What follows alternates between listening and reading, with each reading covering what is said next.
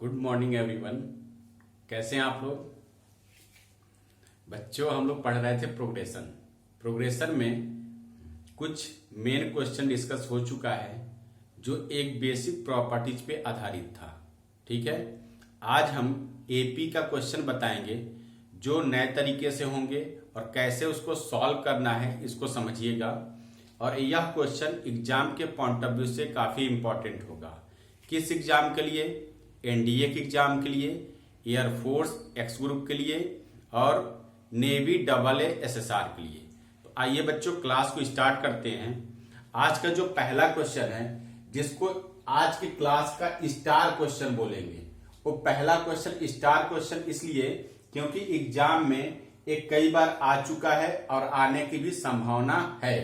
तो ध्यान से समझिए, पहला क्वेश्चन जो स्टार बनाया हूं ये सच में स्टार क्वेश्चन है। देखिए, if a to the power n plus 1 plus b to the power n plus 1 upon में a to the power n plus b to the power n is the arithmetic mean between unequal number a and b, then the value of n। Question में कहा है कि दो number हैं a और b, दो number हैं, दोनों का अरिथमेटिक मीन इसके बराबर है। तो अब देखिए बच्चों, आपको अरिथमेटिक मीन निकालना कैसे सिखाए थे कि जैसे नंबर है a और b, इन दोनों का अरिथमेटिक मीन क्या होगा। तो आप कहोगे कि सर दोनों को जोड़ के 2 से डिवाइड कर दीजिए, यही हो गया अरिथमेटिक मीन। लेकिन यह तो दिया नहीं है, यह कह रहा है क्वेश्चन में कि इसका अरिथमेटिक मीन इतना है, यानी कि a to the power n plus 1 plus b to the power n plus 1 upon में a to the power n plus b to the power n, ये है इसका अरिथमेटिक मीन। तो आप कहोगे कि इसको इसके बराबर बनाने के लिए n की वैल्यू फाइंड आउट करना पड़ेगा। तो n की वैल्यू कहां पे दिया होगा? ऑप्शन में n की वैल्यू आपसे पूछा जा रहा है ना, n की वैल्यू कहां पे दिया होगा? तो आप कहेंगे ऑप्शन में दिया होगा। तो बच्चों ऑप्शन से n की वैल्यू यहां पे पुट करिए और जो ऑप्शन इस पूरे को इसकी तरह बना देगा वही ऑप्शन करेक्ट हो जाएगा, यानी कि वही n की वैल्यू हो जाएगा।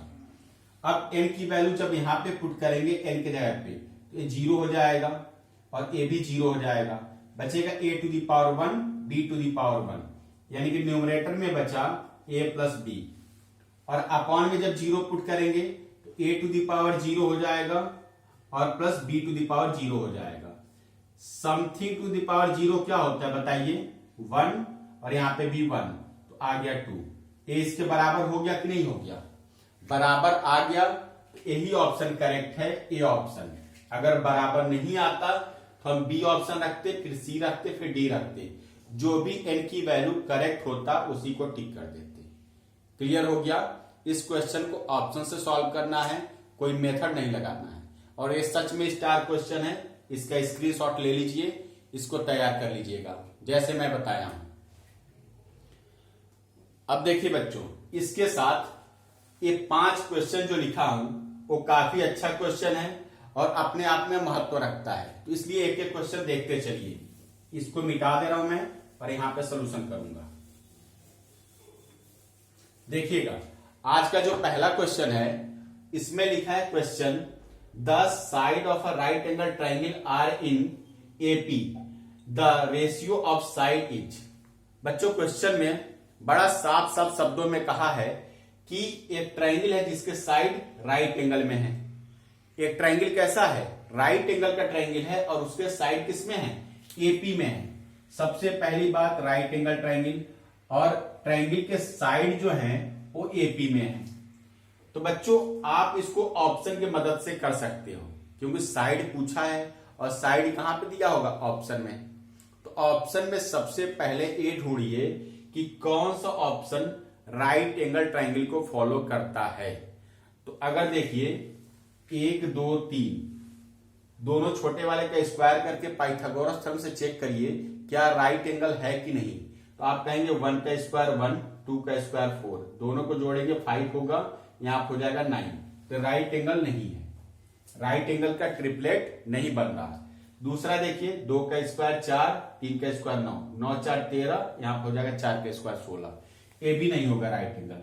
तीसरा देखिए 3 4 5, बहुत से बच्चे देखते ही इसको टिक कर देंगे कि 3 4 5 राइट एंगल है, कैसे? 3 का स्क्वायर 9, 4 का स्क्वायर 16, 16 9 25, 5 के स्क्वायर के बराबर है। यानी कि 3 बेस हो सकता है, ये परपेंडिकुलर हो सकता है, और 5 क्या हो सकता है? हाइपोटेन्यूज। इन दोनों में कोई भी बेस परपेंडिकुलर हो सकता है, लेकिन 5 क्या होगा? हाइपोटेन्यूज, इसलिए राइट एंगल है। लेकिन राइट एंगल होते हुए भी इसका साइड किसमें होना चाहिए? एपी में होना चाहिए। तो बताइए एपी में है कि नहीं? तो 3 4 5 क्रम से है, एपी में है, यानी कि राइट एंगल है। क्लियर हो गया पहला क्वेश्चन। अब देखिए दूसरा क्वेश्चन क्या है। दूसरे क्वेश्चन में कहा है कि the sum of all odd number between 100 and 200, 100 और 200 के बीच में जितने भी ऑड नंबर आते हैं सबका सम, यानी कि सबका जोड़ पूछा है। तो बच्चों इसको हम यहां पे सॉल्व करेंगे, ध्यान से देखिएगा। अब बताइए 100 से लेके 200 के बीच में ऑड नंबर कौन से होते हैं? आप कहोगे सर 101, 103, 105 ऐसे करके 199 तक ऑड नंबर होंगे। तो सबका सम का फार्मूला क्या होगा? Sn is equal to n/2। First पता है, लास्ट पता है, तो ए वाला फार्मूला ज्यादा आसान होगा, फर्स्ट एंड लास्ट वाला। n/2 अभी ऐसे छोड़ो, और ए की जगह पे आप लिखेंगे 101, और इसके जगह पे लिखेंगे 199 लास्ट वाले की जगह पे, क्योंकि यही ऑड नंबर के नंबर है। अब देखिए बच्चों n क्या होता है? नंबर ऑफ टर्म, यानी कि संख्याएं कितनी होंगी नंबर की। तो आप कहेंगे 100 से लेके 200 के बीच में, या 101 से स्टार्ट हो रहा है 200 तक कितने नंबर होंगे? तो आप कहोगे 101 से लेके 200 तक पूरे कंप्लीट नंबर जो होंगे कितने होंगे? बताइए 100 नंबर होंगे। 100 में पहला ऑड है तो 102 इवन है, फिर 103 ऑड है तो 104 क्या है? इवन। यानी कि एक के बाद एक क्रम से ऑड मिल रहा है, फिर इवन मिल रहा। तो ऐसे 50 नंबर ऑड हो जाएंगे, 50 नंबर इवन हो जाएंगे। ठीक है बच्चों, तो इसमें 200 को तो कंसीडर करना नहीं है क्योंकि वो इवन है। तो 50 ऑड हो गए, 50 इवन। आपसे बात किसकी हो रही है? ऑड की। ऑड नंबर कितने होंगे? 50। यहां पे नंबर की संख्या भी पता चल गया, नहीं तो टीएन के फार्मूला लगा के निकालना पड़ता।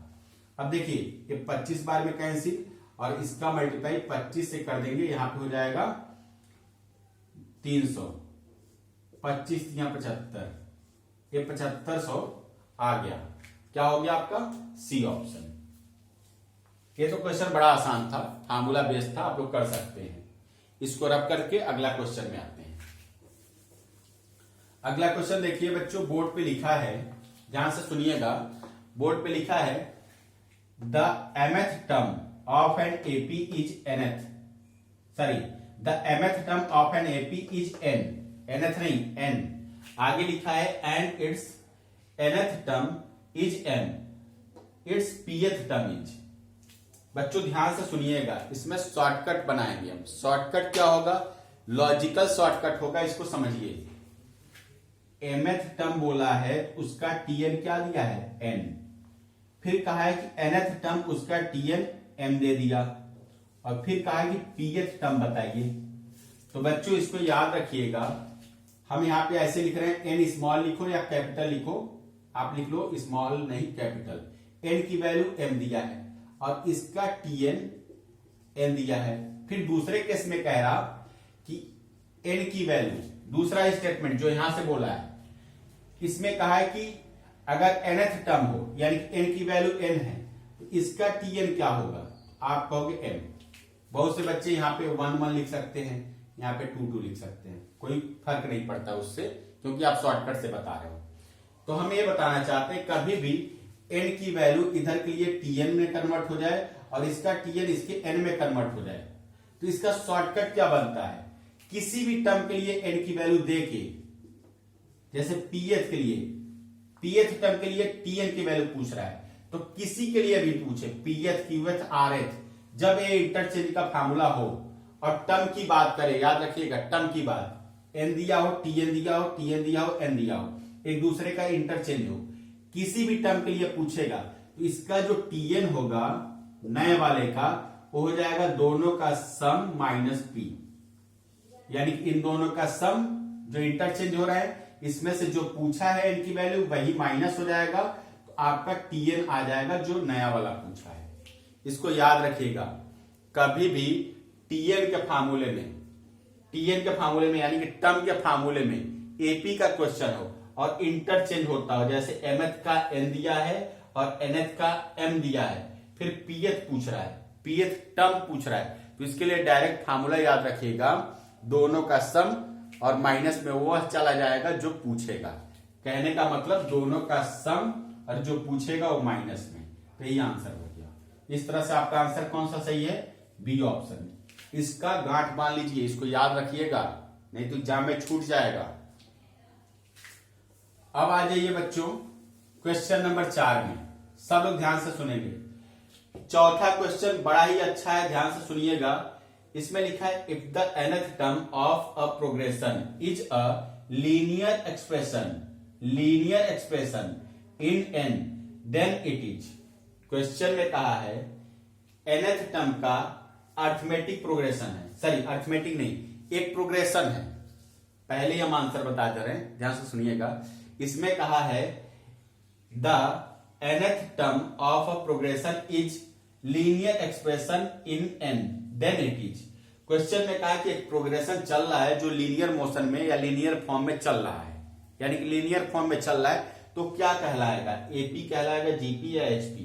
तो बच्चों लीनियर का मतलब ये होता है कि क्रम से, जैसे आप x लिखते हो और दूसरा लिखते हो x+1, तीसरा x+2, ऐसे x+3, ये लीनियर फॉर्म में आगे इंक्रीज करता हुआ बढ़ता जा रहा है, ठीक है? तो इसको आप क्या कहोगे? क्रम से चल रहा है। तो क्रम से सीरीज कब चलता है? आपको पढ़ाया था, पता होगा क्रम से कब चलेगा? एपी में चलेगा।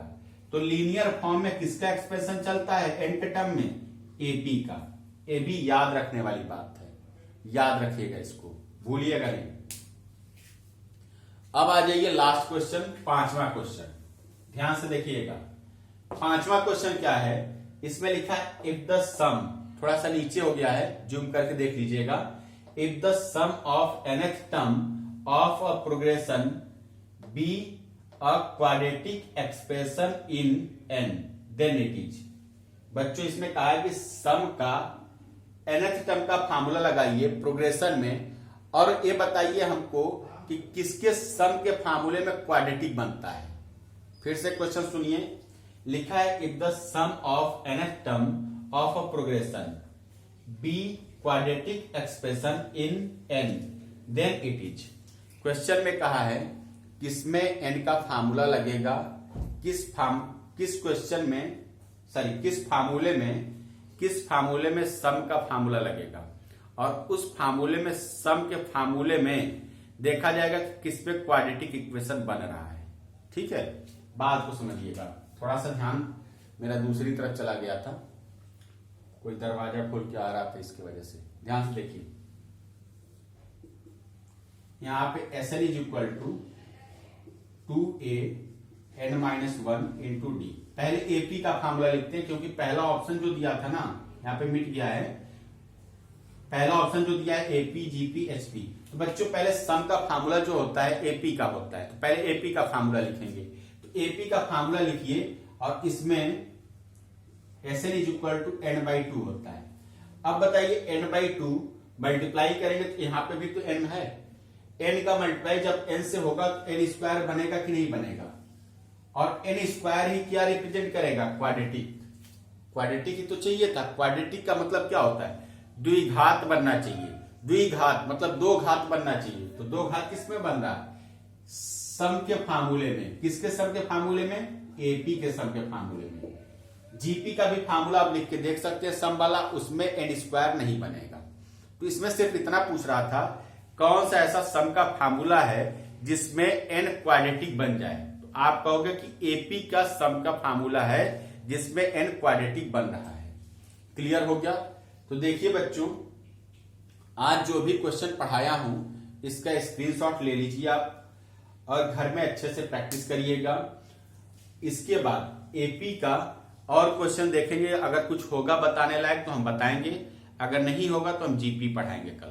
कल के वीडियो में जीपी बताएंगे, जो बहुत ही अच्छा होगा। और जो बच्चे मेरे चैनल पे नए हों वो प्लीज चैनल को सब्सक्राइब कर लें, जिससे आपको कंटिन्यू वीडियो मिलता रहे। ऐसा नहीं कि हमें बहुत ज्यादा कमाई हो जाएगा इससे, ऐसा नहीं है। हम ये चाहते हैं कि बच्चे हमारे पढ़ाए हुए चीजों से पढ़ के और सेलेक्ट भी हों। ठीक है, तो इसलिए आप चैनल को सब्सक्राइब कर लीजिए। आपका मन करे तो, जबरदस्ती नहीं है, परेशान मत होना। ठीक है, तो ऐसे बने रहिए, देखते रहिए और कमेंट करके हमें जरूर बताइए कि आपको पढ़ाया हुआ चीज समझ में आता है कि नहीं, या ऐसे ही खराब पढ़ाते हैं या बढ़िया पढ़ाते हैं, आप बताइए कमेंट करके। ठीक है, थैंक यू वेरी मच।